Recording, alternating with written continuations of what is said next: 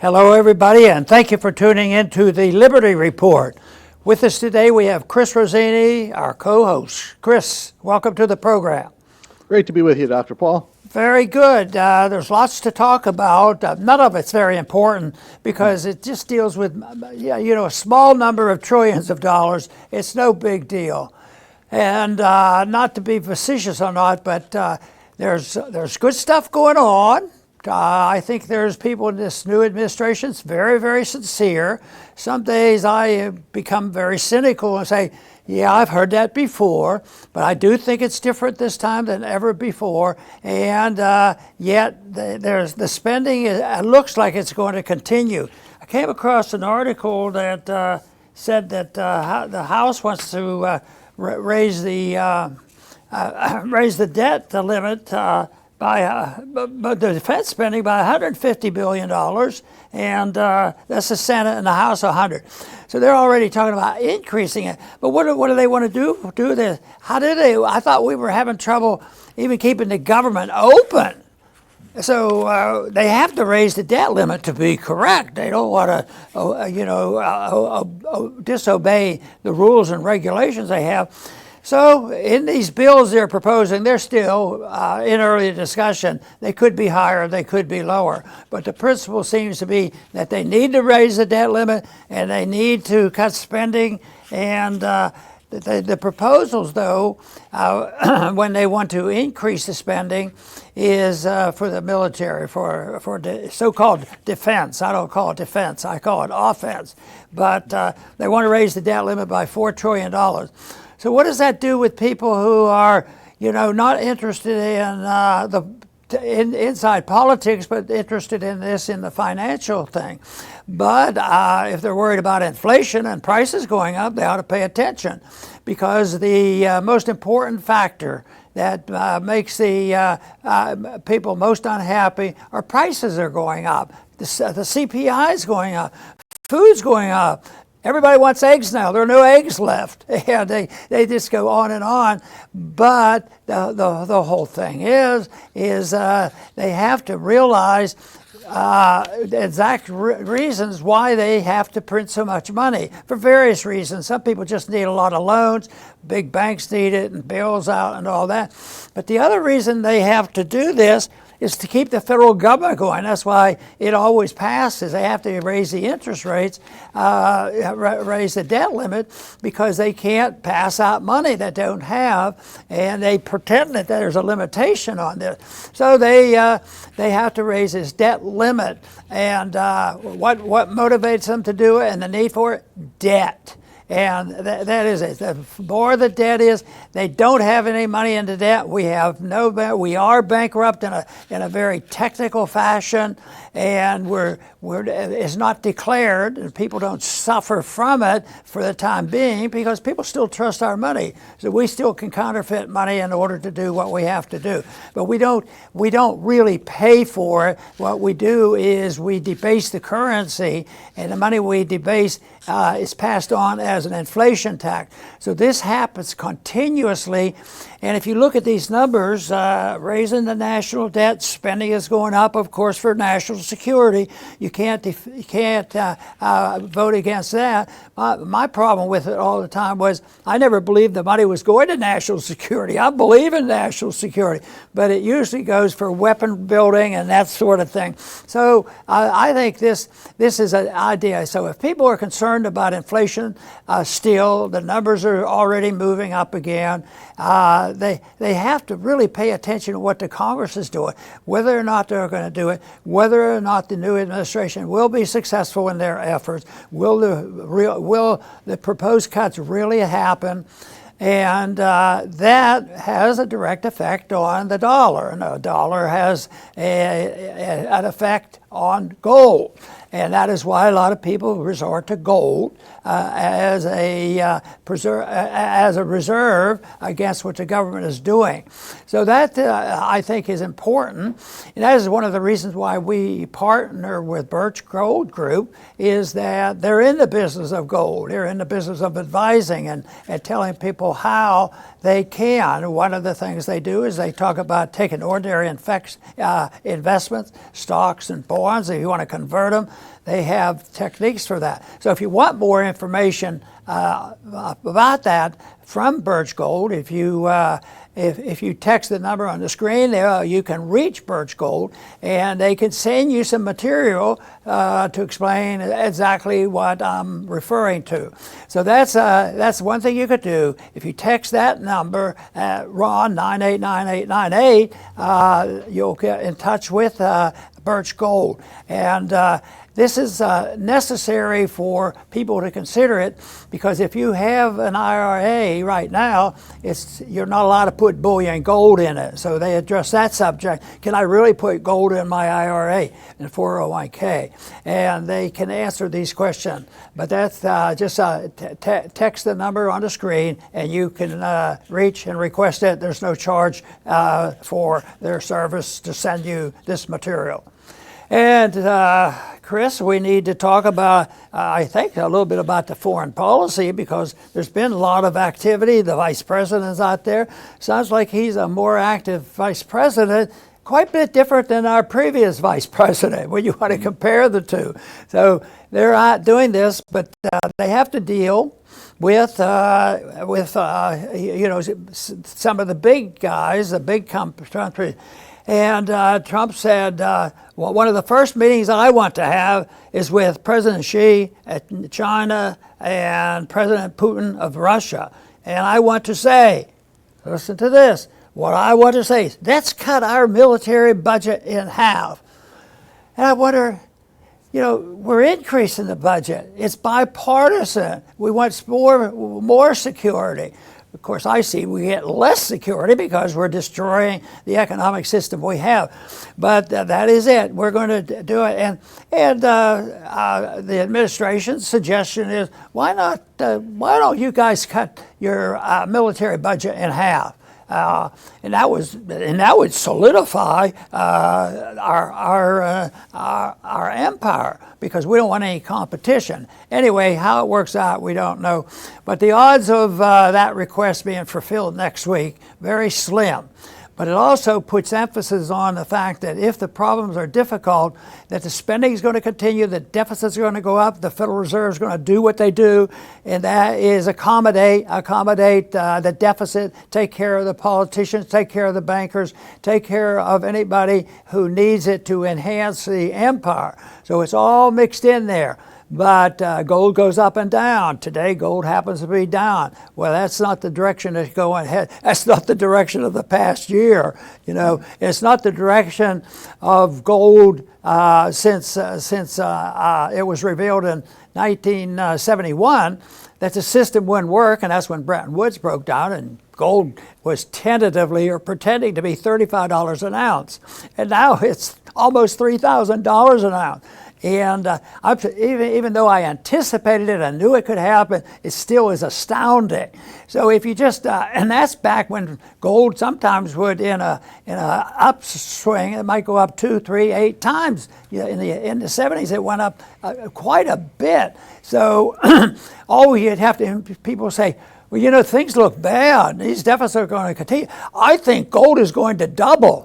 Well, compared to the other cycles, that's nothing compared to the many times. Just think of gold being $270 in the year 2000, and look at where it is now. So just doubling gold, it's almost 3, so that would be $6,000. He said, no way. And it does seem strange, but that's what the American people have to deal with. And I think, if nothing else, if people I don't like the idea of investing in gold or protecting themselves in gold.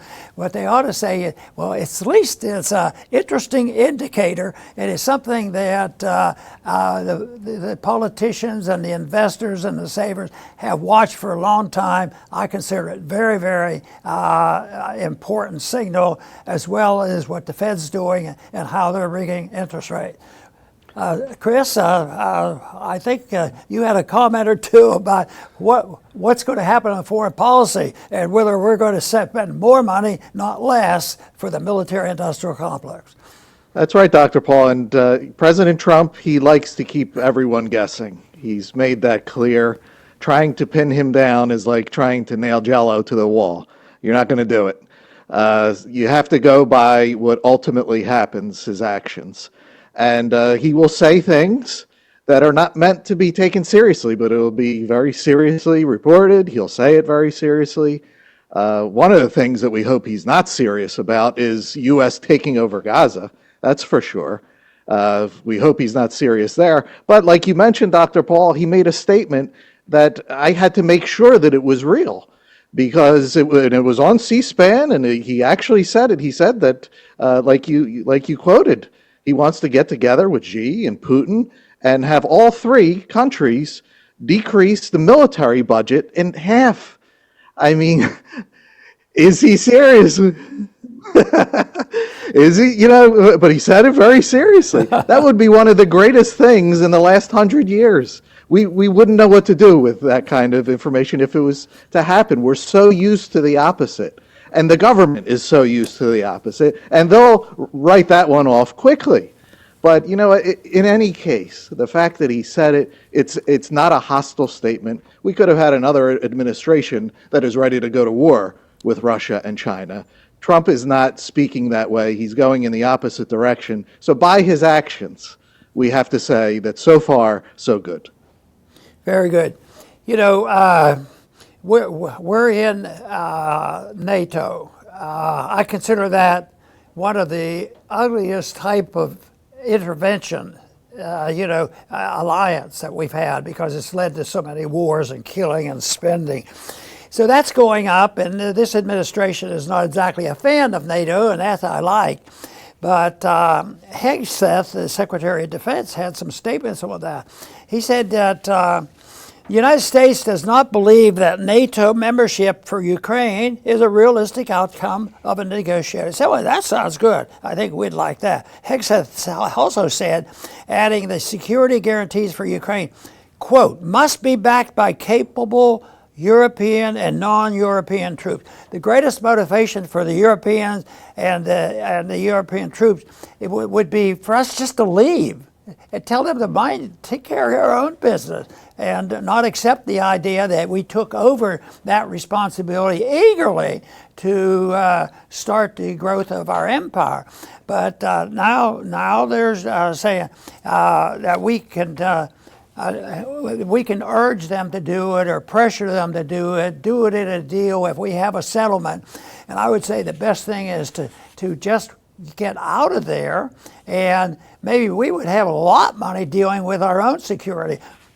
Maybe we would deal with our own borders rather than the borders in the Middle East and Ukraine and Vietnam and Korea. We deal with everybody else's borders. And fortunately, right now, we have an administration that, we ought to pay a little attention to our own borders. Maybe some bad people might come in here. So that's pretty good. And I think the Europeans would mind their own business and take care of it a lot better. They're nervous about it. They like this. They had a free ride, and Trump's right about that. But I just have a different opinion about how to deal with it instead of getting something for and working it out and maybe get some backdoor benefits from people. I just say, our obligation is our Constitution and providing national security, and not to worry about when will the Europeans or others take care of themselves, and maybe they would be motivated. Further on with Hegseth, he says, to be clear, as part of any security guarantee, there will not be U.S. troops deployed to Ukraine. That's great.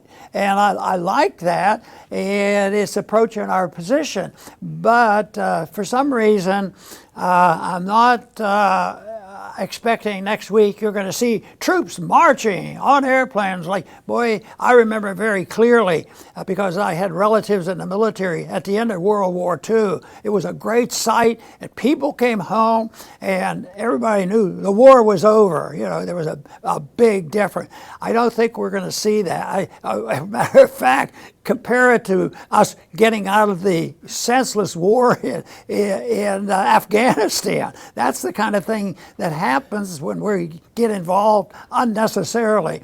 So Chris, I think if we had our way, we would be able to find how it would be possible to follow the Constitution, have a strong national defense, have national security, and spend a lot more, less than 50%. We probably could do it for maybe 33%. Who knows? But a lot less than what we're doing. And there wouldn't be this discussion, well, we have this great debate going on. Are we going to increase the budget by $150 billion or $100 billion, mostly for national security? Now that attitude is still out there because the forces behind that, the military-industrial complex, they're huge and they're very aggressive, and they won't go walking away. You can tell that the far left is not walking away with their tail between their legs since they lost this last race. They're bold. How do we do now? How are we going to charge the president with some crime and then we'll get him and oh no, I don't think they can impeach him again. So anyway, there's a lot of good stuff going on, but there's a lot of things to be cautious about if we really want to see a sound economy and more peace. That's right, Dr. Paul. And one of the good things, and we talk about it a lot on this show, is DOGE and what they have been doing. And they are, as everyone knows by now, ripping through the federal government. And that's where the focus needs to remain, because they are cutting waste, cutting fraud, they're exposing it, they're showing the receipts. They are actually getting results, and this is not just talk. This is very new in my lifetime. I've been around long enough to where, this is not normal behavior in a good way. We're so used to being disappointed, especially from the Republicans. Republicans, have forever been telling us about decreasing government, limited government. They never do that. And it's actually, we're getting some results. Now, it's not showing up in the numbers yet, but it's only been a few weeks. So the spending, the debt, the deficits are still bad, but again, it's only been a few weeks. But they have to keep this up. And again, the Republicans need to feel the pinch. The fact that House Republicans want to increase the defense, quote unquote, spending by $100 billion and the Senate $150 billion means they're not taking DOGE seriously at all. This is a Democrat thing. We're going after all the Democrat corruption and waste. That's not what I hope what DOGE ends up being, because the Republicans are huge spenders. They oftentimes spend way more than Democrats. And on the military. So again, this has to be addressed. DOGE has to put the fire under their feet. As of today, they're not worried about it. Right. While in Congress, I witnessed a lot of temptations at agreements between the two parties or two factions, and they would get together and decide, well, we'll make a promise. You spend dealing with taxes. We'll reduce the taxes, and then they promise, and we'll in the future decrease the spending. But guess what? I don't remember any time where that has been the case, where they always followed through, and they might increase the taxes and say, well, we're going to do this, but the agreement to cut the spending never holds up, because that is more difficult, but it's easy to badger enough people to pass these bills. But I think what's happening right now, it's getting more difficult, and with DOGE, I think this is very good because the American people know more what's going on, but it still has to overcome these obstacles. The one thing about getting rid of a lot of employees out of some agency of government. Let's say there's 10,000 people in an agency of government. Well, boy, we're going to do it. We found out that about half of them, don't do a very good job. So we're going to kick out 5,000. And boy, that's exciting. We're going to get rid of this agency of government. And hopefully this go around they will. But in the past, what they would do is, as long as the principle's there. So I always argue, even if it's only 1% of the proposal to have an income tax, what does it do? It leads to 20% and 30%. So that's why I want to address the principle of things. So cutting back calls attention to it, and maybe we will get rid of some of these agencies. And USAID, they look like they're in big trouble, but we had to bribe them to fire them. So, but nevertheless, that's better than just keeping it going and not telling people what's really going on. But I think people always go back. If you leave on in place the seeds of building an empire or building a bureaucracy, believe me, it'll grow back again. So that is why you have to get rid of it. But in the meantime, more people are thinking about they're all for getting rid of USAID, except for some of the far left. But the other thing is I think what really is the big benefit of what DOGE is doing is exposure. People said, what are they doing? I didn't believe it was this bad.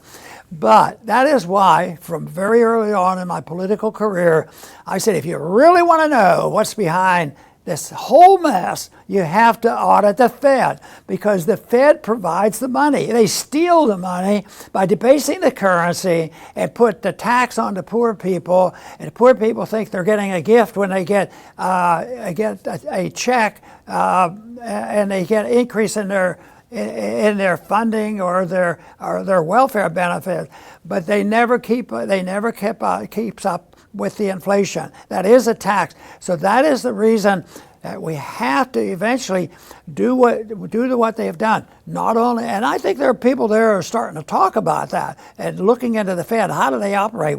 Who's getting all of this, and who's responsible? Are the people responsible? Is the Congress responsible? Is it just Treasury that's responsible? Is it just the Federal Reserve?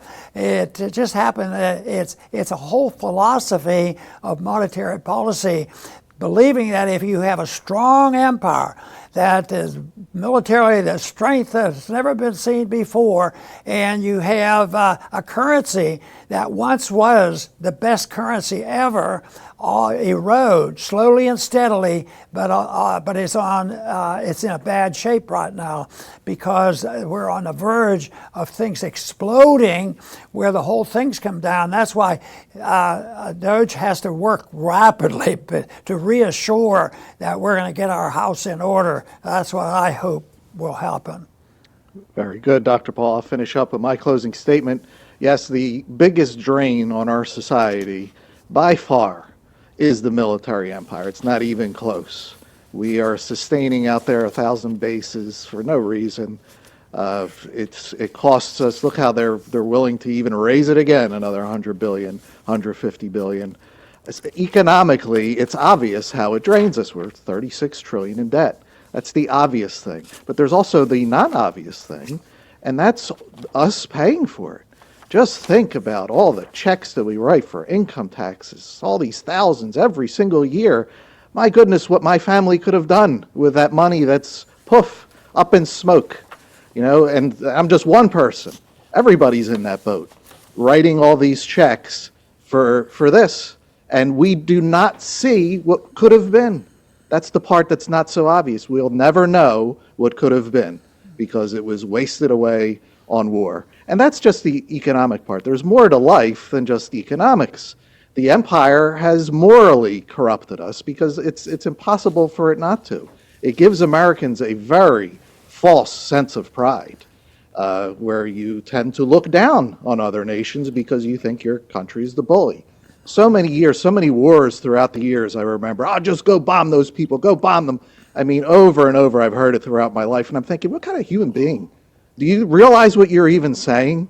These are, innocents over there that go bomb them. So that's what happens to us morally. So it corrupts us economically, morally. I mean, it's just a big loser for the American people. And, hopefully someday the opportunity is here for us to turn this around, to finally slash it away and become a normal country with normal people again. Hopefully that happens. If not, it'll have to happen at some point in the future. Very good. I talk a lot about money issues. I talk about fraud and counterfeit because that's what it is. And we should be more blunt about that, to not say, well, it's just the money managers. Powell doesn't know what he's doing. We just need a new chairman of the Federal Reserve. That's not going to do it. What they have to do is understand the issue of what they're actually doing. You know, they're corrupting the system, and it's dishonest. It's unconstitutional. I see it as immoral, but it is. It's wrong to do this, and very, very dangerous. You know, there's a principle that has been known for a long time to look at how you divide what people should do and what government should do. I think the answer comes from, well, if you and I can't do it, we can't defraud the people. We can't print money. We can't be the chief counterfeiter. But why do we allow the government to do this? Oh, they're helping the people. And then people say, well, look at the mess we're in, because it's all a facade. It's a fake. And it lasts for a long time because people haven't caught on what really is happening. So now they're starting to realize it was sort of like the enlightenment of the people. As the worse things got under COVID, the more people became aware of it, and finally they had to do something about it, and at least there's been some holding on that attitude. And the principle here is we should never allow the government or a government agent do anything that you or I are not permitted to do. If we're not allowed to cheat, we're not allowed to lie and cheat and steal and kill. But why does the government get involved? Killed? The government's killed? Well, indirectly, that's what war is all about. What if you fight a war for 20 years and millions of people die?